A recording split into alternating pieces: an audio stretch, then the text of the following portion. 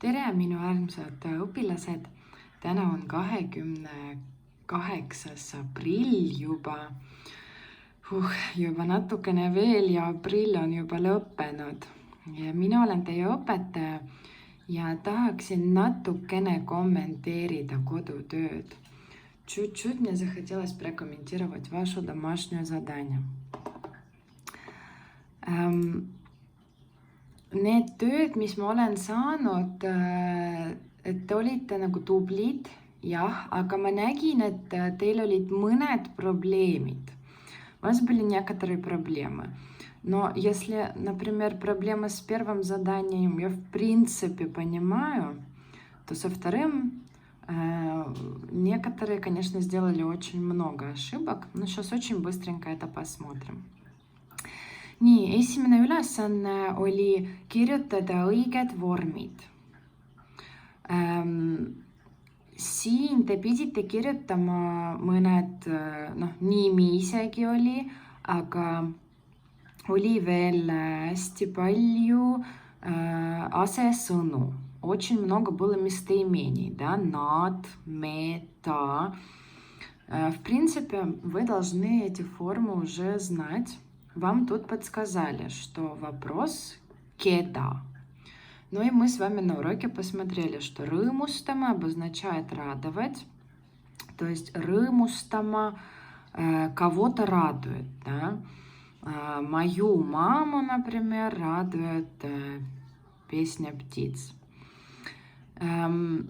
И в связи с этим я решила вам отправить такой небольшой материал по местоимениям, что, в принципе, вы уже очень много знаете, на самом деле вы действительно уже очень много знаете. Te teate juba väga palju sellest ja ma loodan, et te hoiate seda materjali, сохраните этот материал где-нибудь у себя на компьютере, он действительно для вас будет очень-очень полезный. Nii, nagu te näete, как вы видите, siin on küsimused, ja siin on asesõnad, и здесь местоимение. Asesõna see, местоимение see я тоже вам сюда добавила, в эту табличку. Здесь показано, как меняются местоимения по падежам, или по вопросам. Да? Me juba teame teiega, kes, nagu, seda tulpa te juba teate. Этот столбик вы уже знаете. Mina, ma, sina, sa ja nii edasi. Kelle, чей. Этот столбик вы тоже на самом деле уже знаете. Если я хочу сказать мой, то это minu. Если я хочу сказать твой, то это sinu. В скобочках вы здесь, или через черточку, например, да, вы здесь видите такие короткие формы. Но эти короткие формы довольно часто употребляются в эстонском языке тоже, поэтому, иногда я их написала в скобочках, что, может быть, чуть реже употребляются. Вот. Если через дефис, то, в принципе, это равноправные формы. Можно сказать, что так, разницы никакой нет. Вот. Нет, esimene tulp, te juba teate. Teine tulp, teie juba samuti teate. Вы уже это точно знаете, как сказать мой, твой, его и так далее. В принципе, вы уже знаете, кому, потому что мы недавно с вами делали задание, да, кому нравится, mulle meeldib, мне нравится, и так далее. То есть ле окончание для вас тоже уже давным-давно известно. У кого также у нас уже были эти задания, mul on, у меня есть и так далее. Но посмотрите сами. Столбик, который нас интересует, это вот этот третий. Кеда. Кого? Если вы еще не очень хорошо знаете эти формы, пожалуйста, выучите, потому что здесь, ничего не поможет, их нужно просто знать. То есть кого? Меня. Меня радует. Mind rõõmustab. Тебя радует. Sind rõõmustab. Его что-то радует. Teda rõõmustab, нас радует, meid rõõmustab, вас радует, teid rõõmustab и их радует, neid rõõmustab. Вот.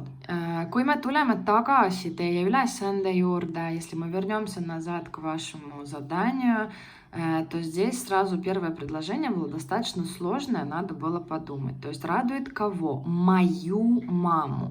Значит, меняться должно слово «мама». Но вы знаете, если вы меня внимательно слушали на уроках, то слово «мама» не меняется. И во всех 3 формах абсолютно одинаковое. И если опять-таки вы внимательно посмотрите и сопоставите, то вот это и есть именно 1, 2 и 3 форма, про которые мы так много говорили. Ниметов, омастов, осастов. Вот они, 1, 2, 3. Ниметов, омастов, осастов. Вот. И мы говорили, что слово «мама» вот в этих 3 формах не меняется никак. Эмо, эмо, эма. И слово «мину» в данном случае тоже не меняется, потому что моя мама. Мы не можем изменить слово «мину». Если мы меняем слово «мину», то у нас уже получится не «моя», а что-то другое. Да? То есть если вы написали, например, «минт», «эма», то «минт» — это «меня». «Меня мама». Ну что, меня мама там ругает, например, или хвалит, да, то есть что-то получится уже другое. Поэтому мину здесь никак не меняется, потому что оно обозначает, чья это мама. Nii, edasi siin kõik vastused on õiged. Neid rõõmustab Iirat. Если у нас имя, то очень часто действительно к имени добавляется «т», как вот признак этой 3 формы, да, потому что кеда, кого, чего, это именно 3 падеж, то есть осастов. Nii, ja natuke räägime ka sellest teisest ülesandest, про второе задание. Siin te pidite tegema lihtsalt lihtmineviku vormid, формы прошедшего времени, но были ошибочки здесь. Siin te näete õiged vastused, здесь ответы правильные.